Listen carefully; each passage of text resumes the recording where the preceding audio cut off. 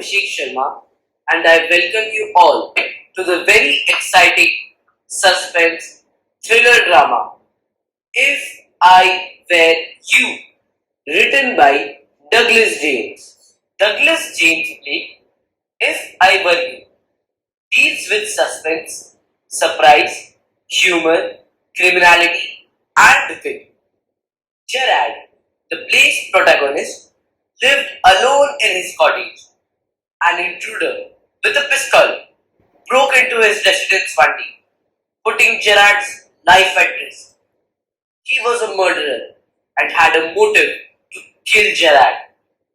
Will Gerard find the motive of the intruder behind entering his house? How will he escape from the murderer? Did he escape at last? If so, how? The answers to all these questions fill the remaining part of the story, If I Were You. The role play on the lesson, If I Were You, was assigned by our creative and innovative English teacher, Virginia Madam. So let's start.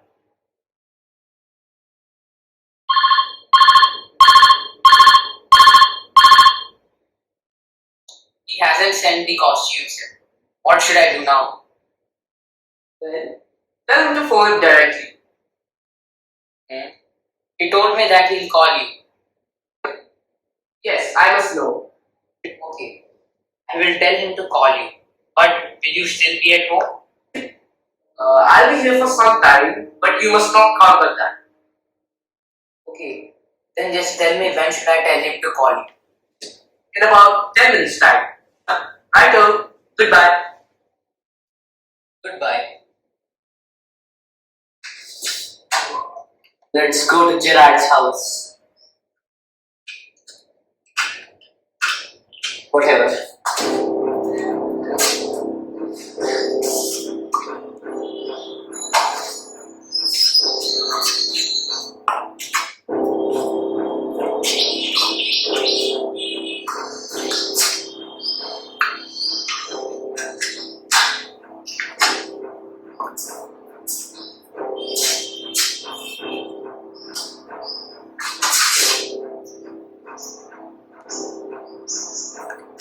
Let's get it.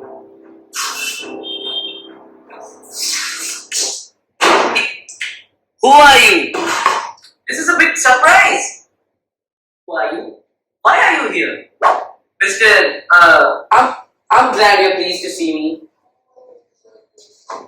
You won't be pleased for long. Put those paws up. okay. This is all very melodramatic. Not very original perhaps, but Trying to be calm and nonchalant is your word, I think. thanks a lot. You'll soon stop being smart. I'll make you crawl, you know. I want to know a few things, you see. Anything you like. I know all the answers. But before we start the questioning session, can I sit down? Because you might be comfortable, but I am not. Whatever. Sit down then. No funny business.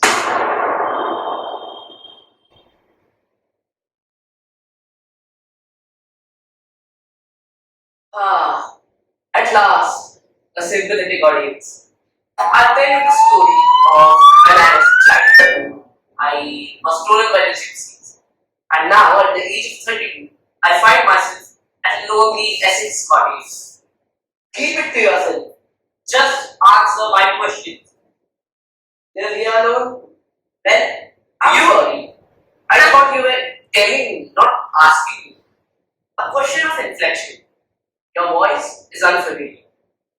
Do you live here alone?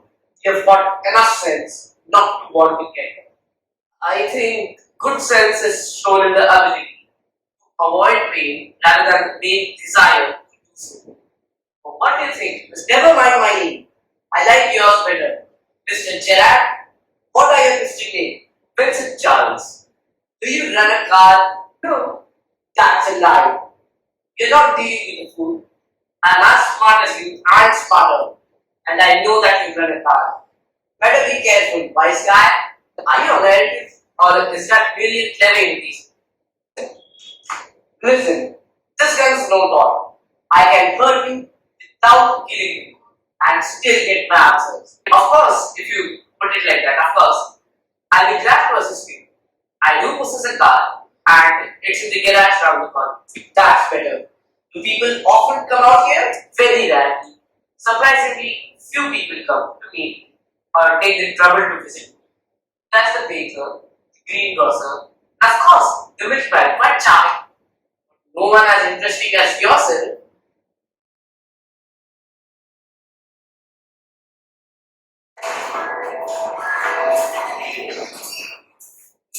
Please open the door, your groceries and vegetables. Open the door, your groceries. Hello sir, how are you? Here are your groceries. I'm very fine, thank you. I'll have the groceries now. Please keep it there. Ow! Okay, take care, bye.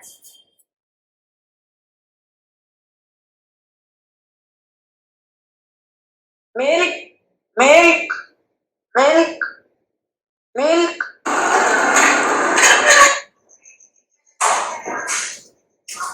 Milk! Oh, thanks a lot. Okay, bye. Take care. I happen to know that you never see trades people. Mr. Somebody, you seem to have taken considerable amount of trouble. Since you know so much about me, won't you say something about yourself? Don't be so modest. I will tell you plainly. You think you're smart, but I'm the top of the class around here. I've got brains and I use them. That's how I got where I am now. And precisely where have you got? It didn't require such a great brain to break into my little cottage. When you know why I have procured a little cottage, you will be surprised. And it would be a pleasing surprise, obviously. With you figuring so largely in it, that is very understandable. By the way, what particular line of crime do you use? Or are you a specialist? My specialty is jewel robbery.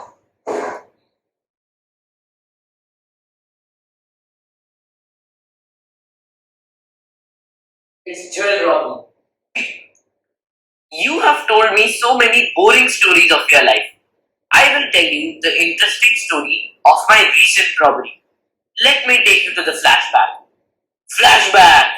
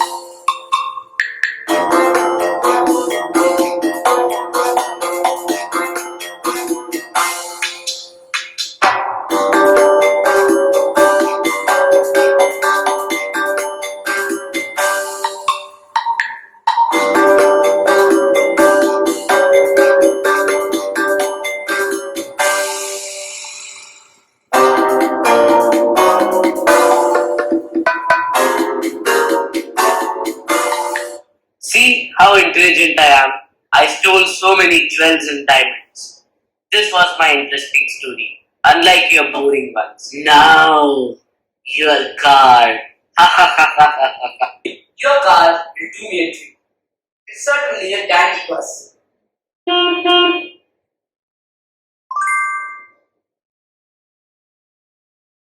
That it is, but I'm afraid jewels are few and far between the wilds of Essex. So are the cops. I can retire here nicely for a while. You need to live with me? A trifle sudden, isn't it? You have not been invited. You won't be here long, so I'm in trouble to ask what do you mean. This is your big surprise. I'm going to kill you. A little harsh, isn't it? Yeah, I'll be sorry to do it. I've taken a fancy to you, but it's just got to be done. Why add murder to your other crimes? It's a very grave step you are taking. I'm not taking it for fun. I've been hunted long enough. I've wanted for murder already, and the police can't hang me twice. Oh, you're planning the greatest double, I see. I think you have nothing to lose. But what do you have to gain? I've got freedom to gain. As for myself, I'm a poor hunted rat. But as Vincent Charles Gerard, I'm free to go places and do nothing. I can eat well, sleep well, without having to be ready, treated at the sight of a thought. So in most melodramas, the villain is foolish enough to delay his killing long enough to be frustrated. You are much, much luckier. I am okay. I've got a reason for everything, you see. I'm going to be Vincent Charles Gerard. See? Now I know what it's like to be. What stuff comes easy, you know? Just like dum dum dum dum dum dum. Yes, Vincent Charles Gerard speaking. And that's not all. Get up a minute. Okay, don't get up. Take a look at me. You're not particularly decorative. That goes for you too. I've only got to wear specs and I'll be enough like you to get away with it. What about your clothes? I will let you down if you're not careful. That's alright. You also fit me well. Okay, so all that is extremely interesting. But you seem to miss the point of my remark. I said you were luckier than most melodramatic villains. It was not some great tribute to your intelligence. Won't kill me for a very good reason.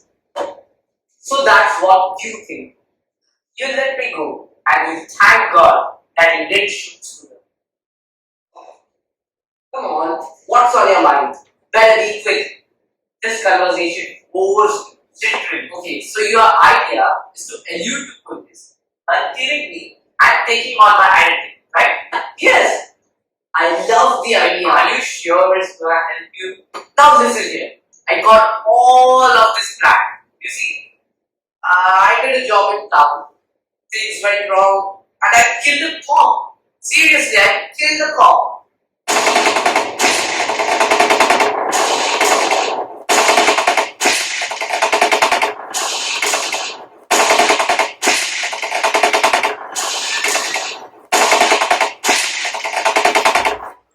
Oh my god. But since then, I have done nothing but dodge. And where has all this dodging brought you? It brought me to Aylesbury.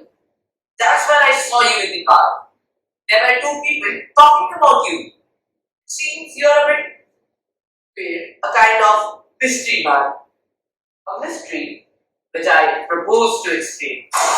You phone your orders and sometimes you go away suddenly. You come back just the same. These are just the things I want to do. Cheering about you was one of my most luckiest breaks. Apparently, you don't have the intelligence to ask that why I am you in this mystery. As I said before, this conversation bores me.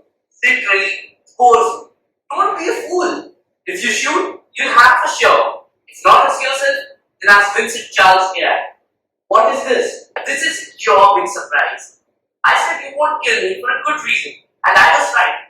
Why do you think I'm here today and there tomorrow? Never see great people. You say my habits would suit you? You are good. Why think I'm a Sunday school teacher? The game's up as far as I'm concerned. Things went wrong with me. I did the things with bullets. I said it with bullets and I got it.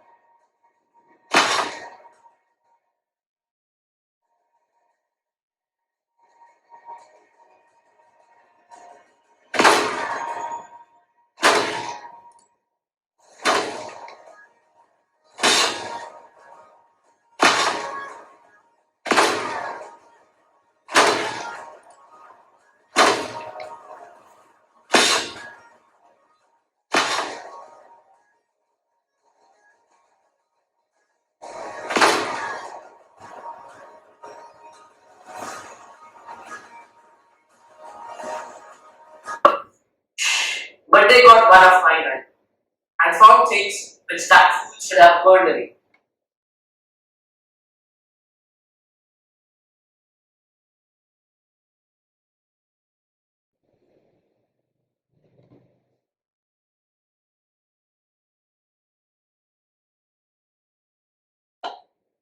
Hands up! Hands up!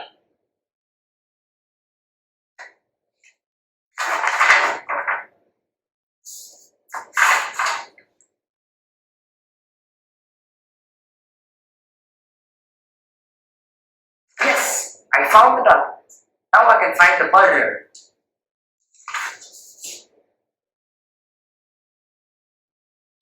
Get up, you fool. You're going to jail now. Right, I'm expecting trouble. My bag's packed and ready to clear off. There it is. This is a bag alright and this is a gun alright. What's all this? That's a disguise outfit. A false mustache. And what not? Now do you believe me? I don't know, man. For God's sake, clear that muddled head of yours. Let's go. Come with me in the car. I can use you. If you find it's free, you still have me in the car and you have your gun. Maybe you're right. Then don't waste time.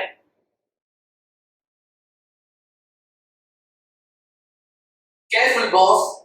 I'm watching you. I've got a man who's stood on the main road. He'll ring up if he sees the police coming. I don't want to leave. Oh, come on. They're after us. Through here, straight to the glass. How do I know you're telling the truth? Oh, come on. Don't be a fool. Look for yourself. Let me see. I'm watching you. This garage is a little dark. I'll see.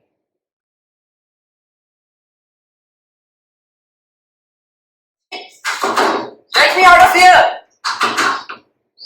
The door's open, man. See, this is the garage. No, this is the garage.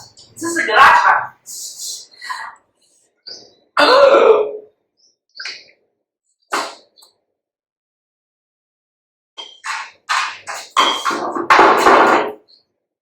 Such a hard nose he has got. But it's grand. Let me out! You will stay in there, dummy head. Off.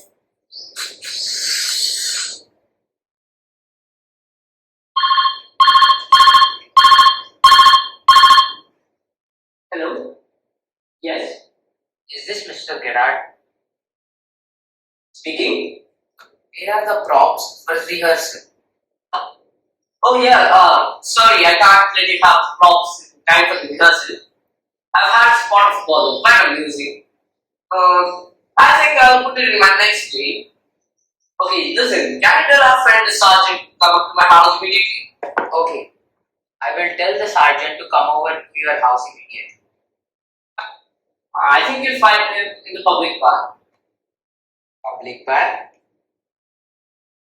The moral of this story is that we learn that we must never be overconfident. We should try to be alert at all times because intellect and cool headedness can help us go a long way. We must never ever underestimate our enemies.